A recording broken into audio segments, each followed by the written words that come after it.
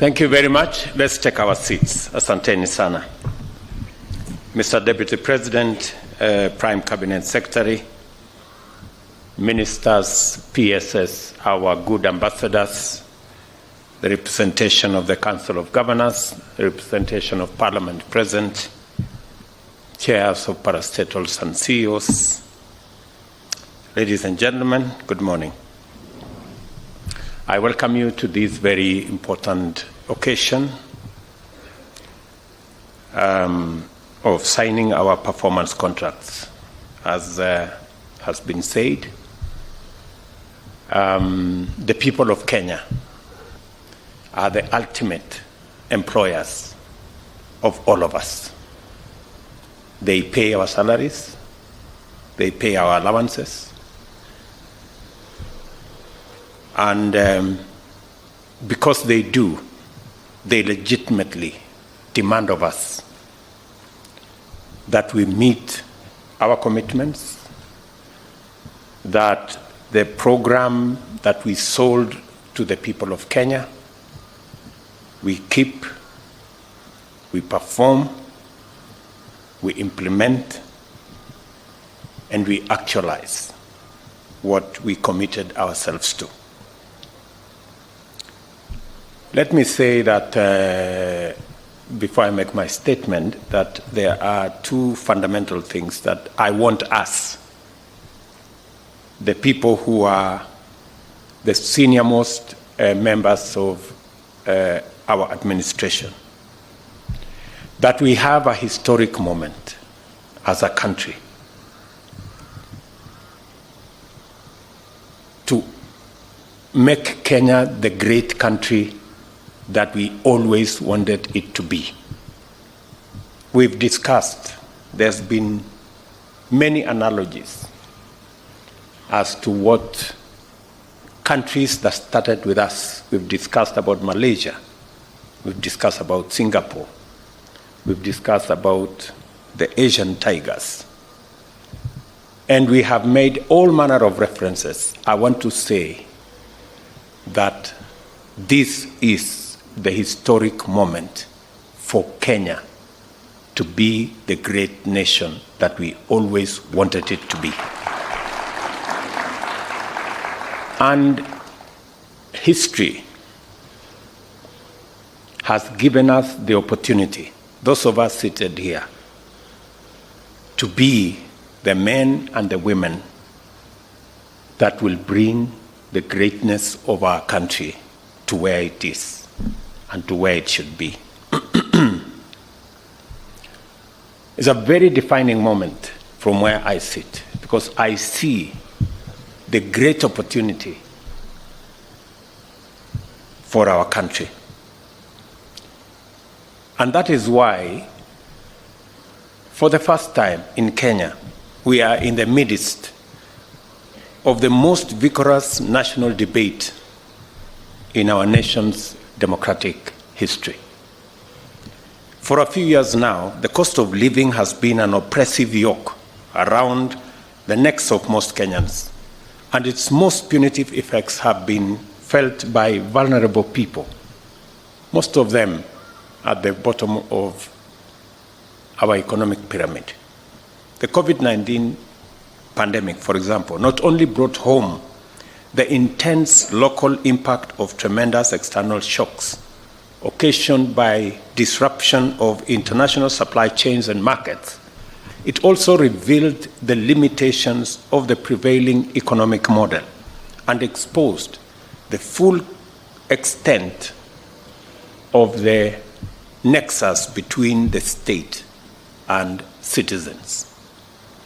For those who had jobs, majority of whom were in the informal sector, the prices of essential commodities rose beyond the purchasing power of their incomes, demonstrating the precarity of the majority of our people's livelihoods, and serious illness brought with it the ever-present threat of poverty arising from exorbitant medical costs. Although there was opportunity to use the COVID-19 downtime to increase agricultural productivity, subsidizing farm inputs, was not a priority compared to vendor-driven pandemic-related expenditure, which eventually failed due to wastage, corruption, non-performance, and delays. Other measures and programs undertaken during this time exacerbated the suffering of Kenyans at the bottom and made many people question the priorities of their government. This was the beginning of the national conversation that subsists to this minute and has anchored robust engagements which defined the last election and subsequent political and policy discourse. The primary bone of contention is, who does the government work for?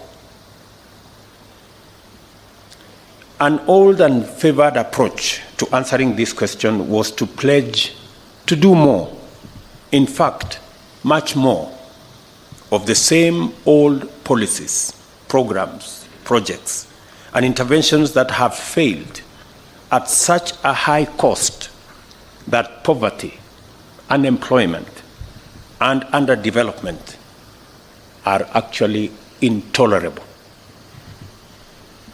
The other option was to embrace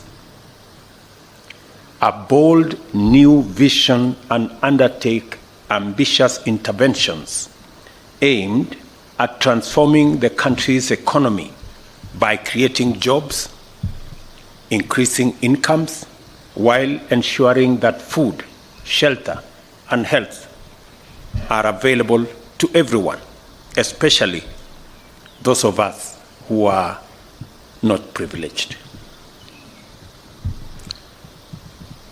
I say this in reflection because a trend was created that using other people's money, which is debt, is a very innovative way of delivering government programs, which is the biggest fallacy, because as a result of using other people's money and contracting debt left, right, center, front and back, we drove our country almost to the brink of debt distress. And it became our first assignment to steady the economy of our country and to pull back our country from going over the cliff. I am very proud today that almost a year in, our economy has steadied.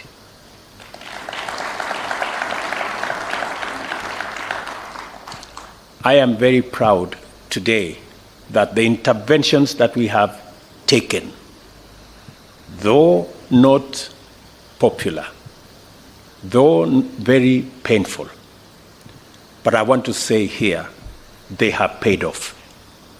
Today, our country is on fairly sound economic footing. And our decision to do more around collecting our own taxes,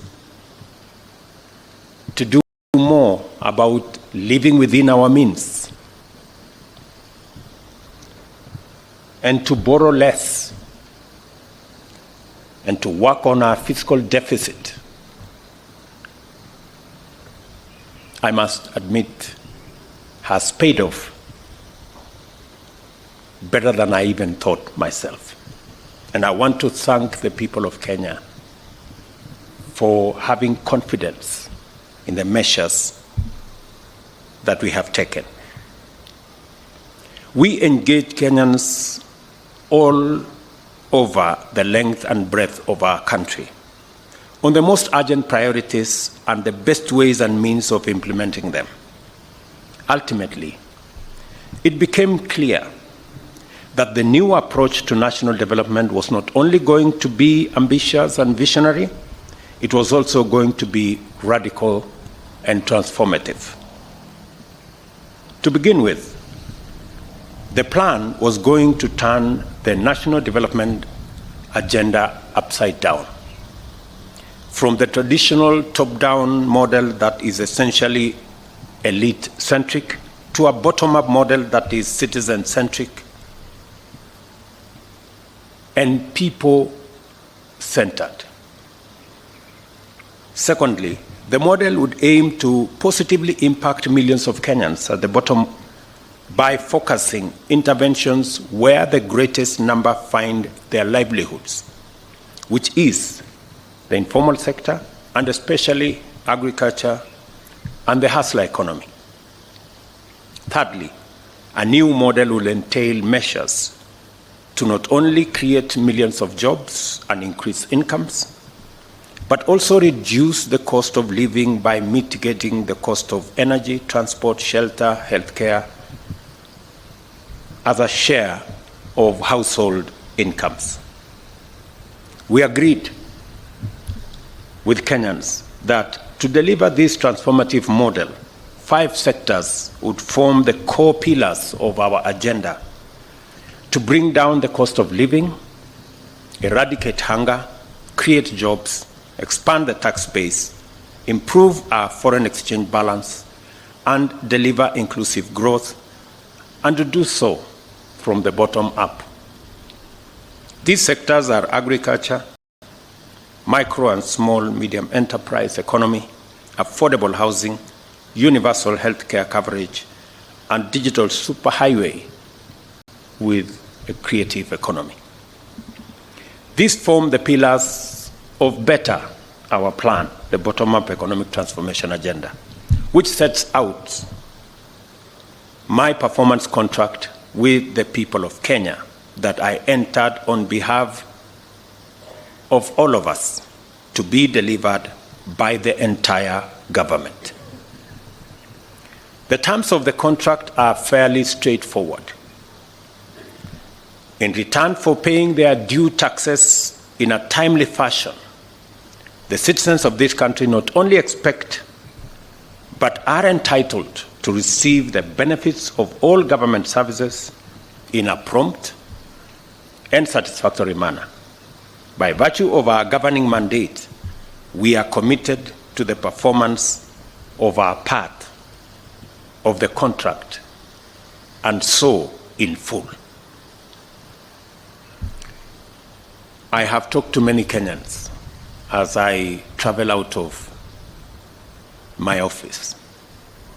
I was in Murang'a the other day, and speaking to ordinary people, they have confirmed that they do not want their country saddled with unnecessary punitive debts. They were very clear to me. And they have committed that, yes, they are going to pay taxes, but they demand, and rightfully so, delivery of every service that is due to them, and that nobody steals their money. That they were unequivocal.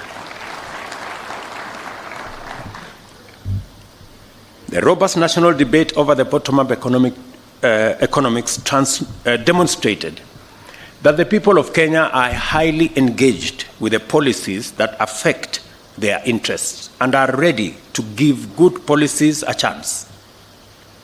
The animation which characterized national and parliamentary debate over Finance Act is, in my view, had more to do with the absence of a consistent culture of promise-keeping in our politics and of faithful alignment between government policy and the people's aspirations. As a result, there are Kenyans who do not even believe that a government has an obligation to deliver its pledges and view manifestos and campaign platforms as empty political performances and meaningless tricks and noise. Because for a very long time, we've made campaign pledges to be what you say looking for votes when you don't actually mean to deliver on them. In fact, there are even leaders, including members of the clergy, who have been sympathetic and tried, with the best intentions, to suggest ways of enabling the government and myself to run away from some of the commitments we made in the campaigns. Some clergy have said, I think it's okay. You made a promise, but it's difficult to keep, so just,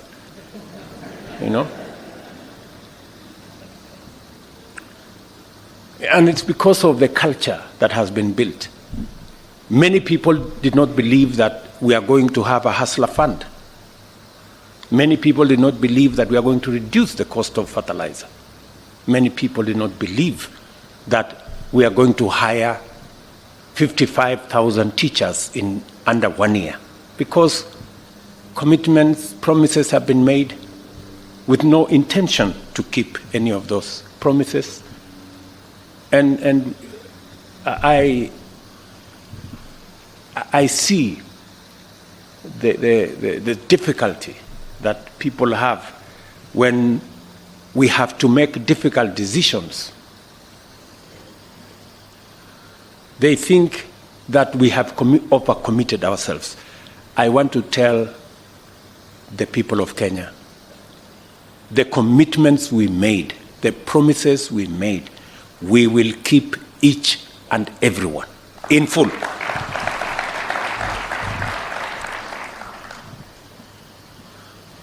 Some Kenyans are even suspicious that we are implementing revenue measures without any intention to deliver any public services at all, let alone the elaborate agenda that we have set out. While I appreciate the goodwill and concern, I wish to state in no uncertain terms, in order to clear any confusion and to give comfort to all Kenyans, that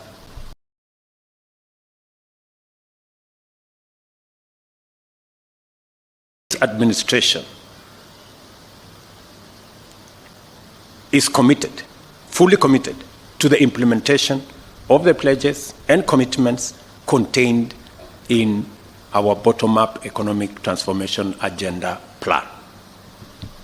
We promised that our government would defend the Constitution and constitutionalism, institutionalize issue-based, performance-oriented politics, and implement better our plan. We shall not run away from any of the commitments therein. We will keep them. This is the context in which we have negotiated, developed, and are today going to witness the signing of the first generation of ministerial performance contract for the financial year 2023-2024. Performance contracting in the government of Kenya is now in its 20th year of continuous implementation, and over that time, the performance contracts have evolved into a robust tool employed by government for measuring the performance of ministries, departments, and agencies in serving the people of Kenya. I don't know whether it is because these performance contracts have been going on for 20 years that many people maybe mistakenly think that it is a ritual. And that is why people resort to the old incompetent excuses that there was traffic, for them not to be in the most important public function. We have a job because we have a contract. If you cannot keep time with your employer, you have basically dismissed yourself. I mean, it's just as simple as that. So, for those who came late, who are members of the executive, I will be expecting a written explanation, and it should not include matters of traffic, on why they do not take these performance contracts seriously. Because if you do not take this performance contracting seriously, it means we do not take the contract with the people of Kenya on performance seriously. And that can be a very serious indictment on anybody.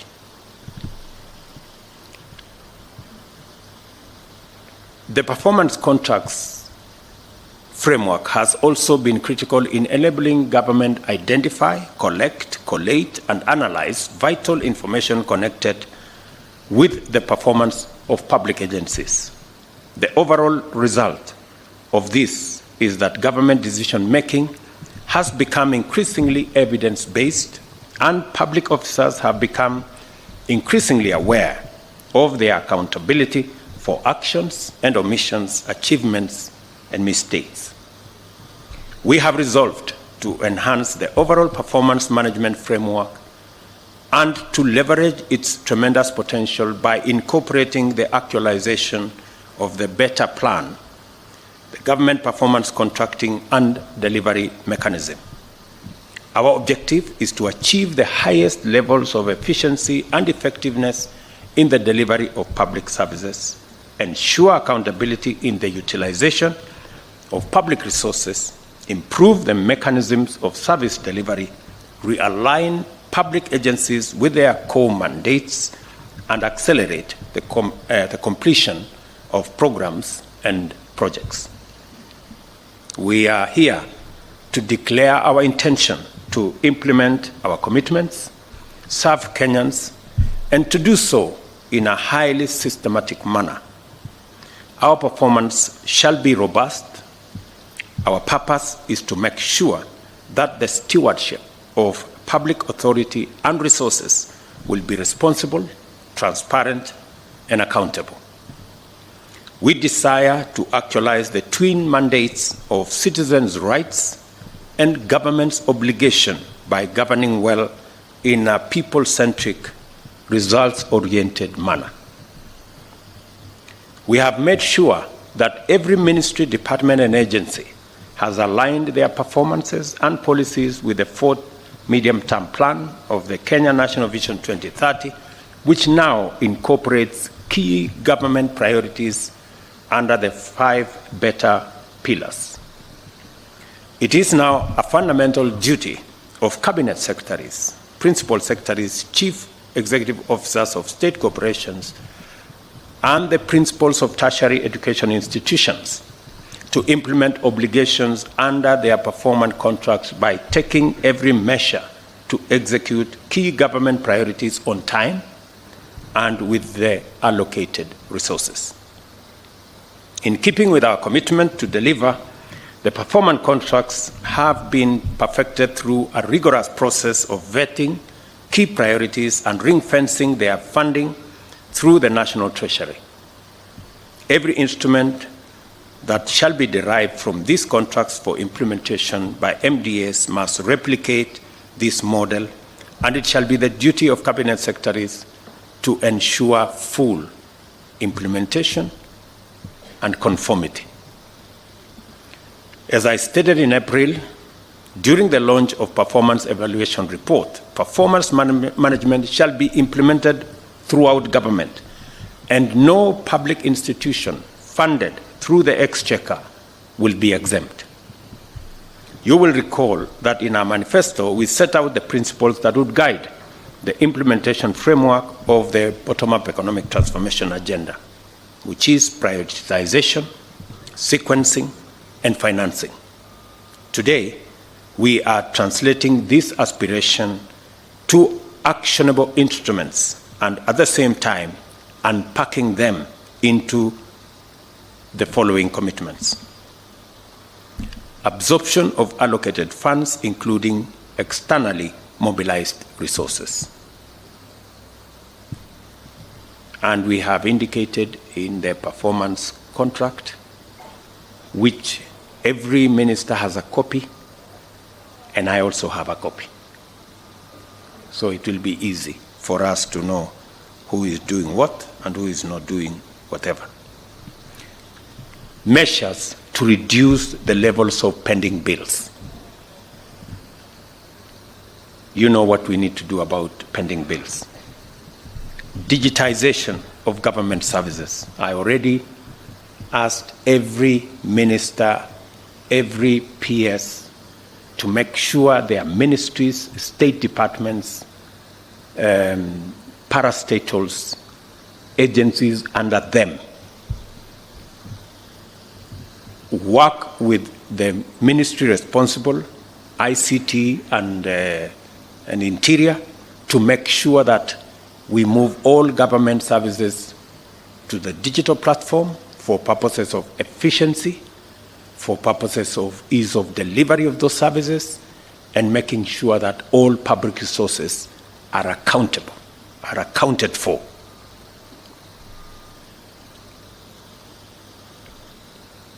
I do not expect that in the next 90 days, before the end of this year, I do not expect any government service to continue in the manual framework. I do not expect. Every government service must be not just on the digital platform, it must be delivered on the digital platform. From first, today, I do not expect any other pay bill for any government agency except what we agreed, government pay bill that will be manned by Treasury. I hope we are all clear. We did agree that all other pay bills will be shut down. And if there will be one that will be operating after today, let me not say beyond that, right? Because for purposes of efficiency, we are on a digital platform so that there are no lost files, there are no gray areas, there are no corners that is gathering dust. We want to make sure that we can demonstrate productivity. It's also important that we complete projects. We have projects in ministries, in state departments that are 20 years old. I told the Ministry of Housing, we have markets, 180 markets that were started 15 years ago under the ESP program. We have now committed resources this year. All those markets should be completed as a priority in the next 1 year. All those markets should be ready. Matters environment are going to be front and center of what we will be doing as well. So the National Tree Cover Restoration Campaign is part of the delivery of every ministry and state department. We are looking forward to working on internship and industrial attachment. Again, the ministry concerned, we have agreed on what to do. This was our intention 5 years ago, but it was not delivered because of the old culture of making commitments that we didn't have any intention to keep. On internships this time around, we must keep our commitment. I have already engaged the private sector. We have agreed. Government is going to deliver progressively to 20,000 internship every year. The private sector have committed to me that they will deliver up to 50,000 internships every year. We want to see how we can grow these to 100,000 and make sure that we give a chance to many young people coming out of college, coming out of our universities, to practice what they have learned, either for a year or 2 years, acquire some experience, and find their way into employment and also into the market. Access to government procurement opportunities by young people, women, and persons living with disability. As I have said with clarity, that for a very long time, we invested a lot of resources in our human capital, and rightfully so. This year, we have committed 628 billion Kenya shillings for the education of the people of Kenya. That is huge resources. We are deploying additional resources in the hiring of additional teachers. We're deploying additional resources in making sure that we deliver on our TVET program. We are almost doubling resources that will go to our university education, and we are pulling all our universities from being saddled with debt because of the old funding model. But different from the past, this year, we not only have a program on education and training, we also this year have a program on what happens when our children come out of college, come out of school, and come out of our universities. That's why we have clarity on how we are going to create jobs this year. We have clarity that we are going to have a clear plan on how to create jobs. And I expect that every ministry and every department will be aligned. Whether it is our housing plan to create 1 million jobs, whether it is our digital space and digital jobs and Ajira and ICT hubs to create digital jobs, whether it is the Ministry of Labor working with the Ministry of Foreign Affairs and all other departments that work with human capital development in that space for our foreign employment opportunities, targeting another 1 million or so jobs. That whole ecosystem is now going to be part of what we must deliver as government. We must deliver the jobs as much as we are delivering on education and training.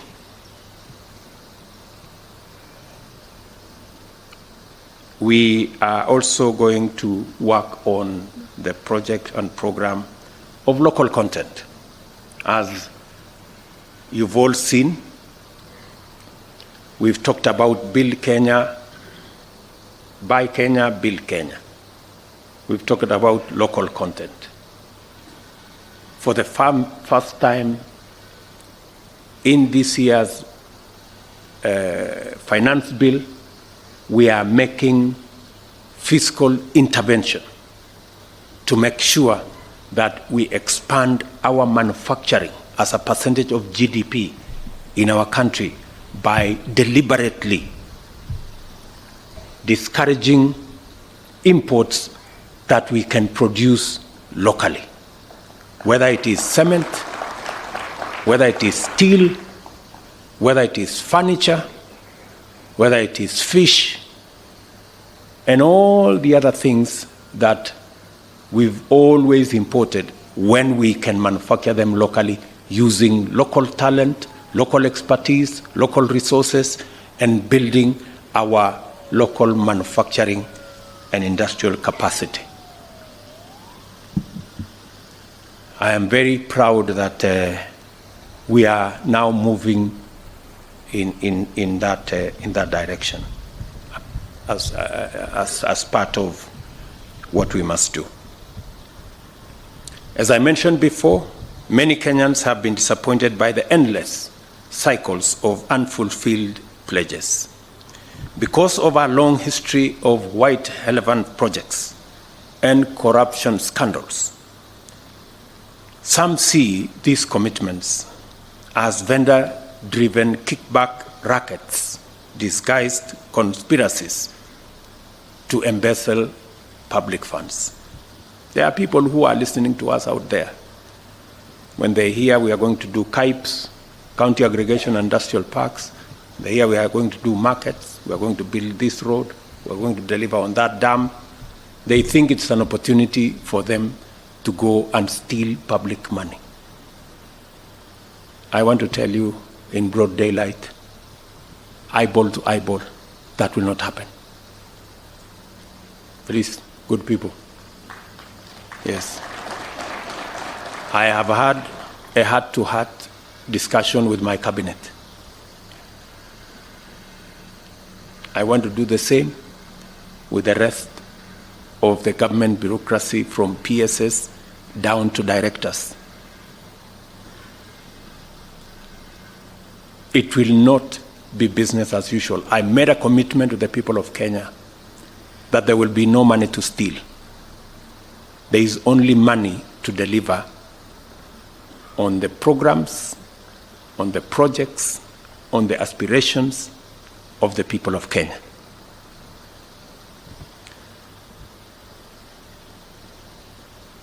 A political culture of poor promise-keeping, as well as endemic corruption, has done significant damage to our social fabric by eroding trust in government and widening the rift that separates citizens' aspirations from government policy. We cannot afford to wait and see where this road may lead, because it has already brought us to a very terrible place. It is time that this comes to an end once and for all. And I promise you, it will come to an end. For those who have engaged in corruption incorrigibly, because I know, for example, the people in the procurement space. There was one lady in one of the roads departments, corrupt to the core, to the extent that she could not be transferred by anybody, even by the minister, because if she was transferred, she will go to court, buy the court process, and make sure that she's returned. That is the kind of chronic where corruption has taken us. I hope Mr. Kipchumba Murkomen and Bwana Mbogwa, I hope that lady no longer works for the government of Kenya. Yeah. We cannot have such. There are people who have made government offices their private property. You try to transfer them elsewhere, they go to court, they go to some agency, you find them back. It will not happen. Yeah? Those kind of things, we must put them behind us. We are servants of the people of Kenya. We are not their masters. And we serve at the pleasure of the people of Kenya. We don't serve at their mercy. So it's going to be different. It is going to be different. I promise you, it's going to be different. And it's not going to be business as usual. And we are not going to wait until public money is lost. The moment there is signs that you have intentions of doing something, we will deal with you firmly and summarily. And because we have enough people in Kenya who can do these jobs. Under our new bold vision of radical transformation, we must simultaneously implement policies, programs, and projects to achieve inclusive growth and at the same time undertake robust measures to eradicate corruption, wastage, and inefficiency. I have given my solemn undertaking to protect public resources during my term in office. I shall be held to account for the good performance of our country, delivery of our commitments, and the stewardship of public resources. I intend, by all means, to keep a good account of each of these mandates. I ask for your assistance, and all of us to commit to make sure that we don't disappoint the people of Kenya. In order to do this, I shall hold every officer serving in government, beginning with you people seated here, to account for both their performance in service delivery and stewardship of public resources. I shall deal with cases of negligence, misappropriation, embezzlement, theft, or other misconduct or corruption in relation to public resources summarily and decisively. You are hereby duly notified. I have high expectations of you because I am confident that by now you are familiar with the workings of government, accustomed with our work rate, and fully aware of our intention to implement all our commitments. I speak to many of you on phone. Many times I call you to my office, we interact in different places. I ask you questions, you know that, on programs, on projects.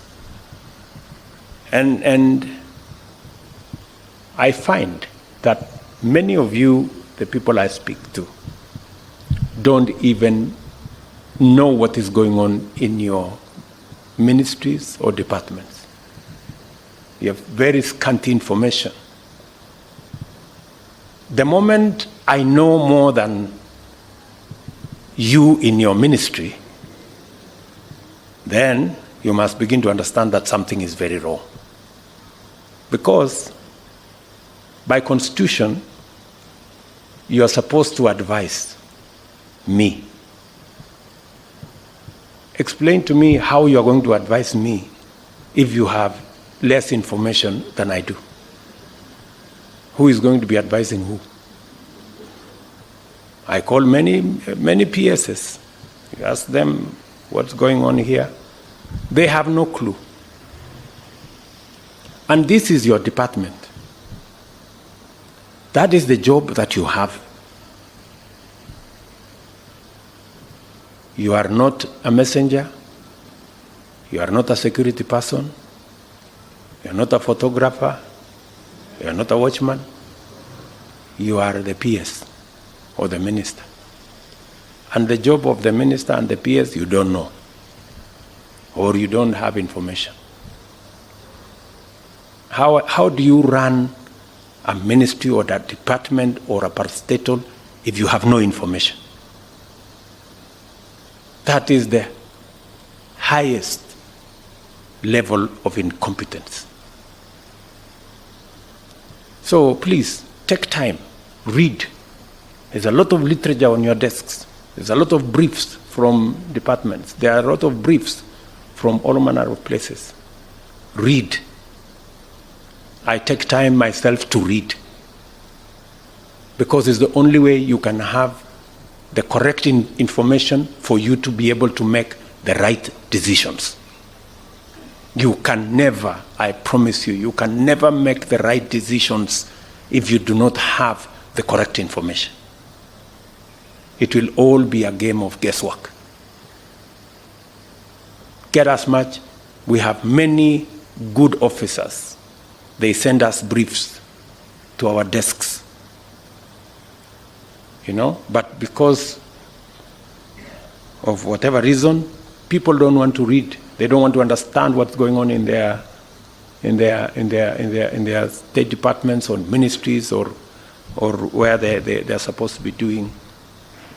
So please, let me ask you, I get a lot of feedback from the public.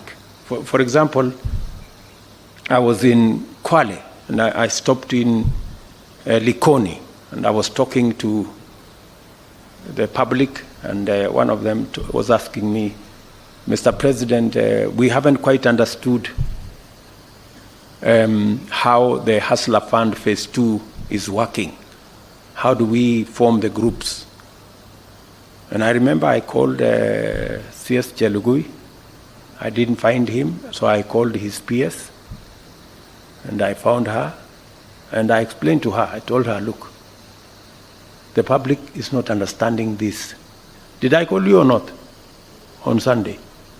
You know, I told you this is what the public is saying. Please do more sensitization on Hustler Fund Phase 2. Sindio? So, feedback, you know, and it's not because of any, we have to perform. You know, we have to perform. So when you hear my deputy saying, find time, travel, but travel and see the people who have hired us, you know, go to different parts of Kenya so that you can get feedback from the public, and on and on and on and on. So this is what we must all, when we talk about citizen-centric, it is ultimately the citizens we are serving. As I have said, I wish all of you, and I have said this with clarity, you have my goodwill. Always, I am always available to any minister, to any PS, if they are not sure of what they are supposed to do. I have instructed the head of public service to be available. My economic team is here. I want them to stand up if they are here this morning. Members of my team, they are here. Simameni, I'm sure, I think some of them got late also. They should know better. So I have deployed a whole team of almost 10 people to assist every state department, every ministry. Whenever things are not clear, they are not aligned, you are not sure what our commitment is, they are ready every day with an appointment. You will go through with them. If it is necessary, I normally come in there and we go through the numbers together, we go through the interventions together, we look at how best to deliver, because we are one team. You know, we are one team. And my economic team is not interested in running any ministry. And I have explained this to ministers. They are not interested. They are not in competition with anybody. They just want to assist you to succeed, because in your success is our collective success. And in our collective success is the success of our country. All of us must work together. I expect that the other arms of government will work with us in a collaborative manner. Everybody and every arm of government discharging their responsibility. We will be supportive of the other arms of government to the extent that we can, within the provisions of the law. I remember on my first day on the swearing in into office, I made a commitment that our country is going to be anchored on the rule of law. That rule of law is going to be front and center. And that is why we got rid of the culture of extrajudicial killing. And we disbanded the notorious criminal gang that was in the police that presided over those criminal activities. And I intend that the country will continue in that trajectory of the rule of law. I dare say that we did not get rid of extrajudicial killings that caused the loss of close to 200 Kenyans, that ended up in Yala River, that ended up in Tana River, that ended up in Abadeas, so that we can entertain another culture of impunity, of past, present, and other leaders using violence as a currency for politics in Kenya, and in so doing, occasioning the loss of life of other citizens. That cannot be. The same way we said no to extrajudicial killings, we have said no to violence as a means of politics in Kenya. We can discuss all other matters, but violence must not be in the equation of our politics as a country. And so tuendelee namna hiyo, tuko pamoja kabisa. Mimi nawatakia heri sisi wote tulio hapa. Vile nilisema pale mbeleni, tuko na nafasi mzuri sana kama taifa kubadilisha taifa letu la Kenya. Na sisi tulio hapa kama viongozi wa serikali kwa sasa, tuko na jukumu la kihistoria ya kubadilisha Kenya. Ndio tumesema katika mpango wetu tuwe na mpango kamili ya kuhakikisha ya kwamba tuko na food security, tunazalisha chakula. Na mimi nawashukuru wakulima wa taifa letu la Kenya, ni wazalendo wa ajabu.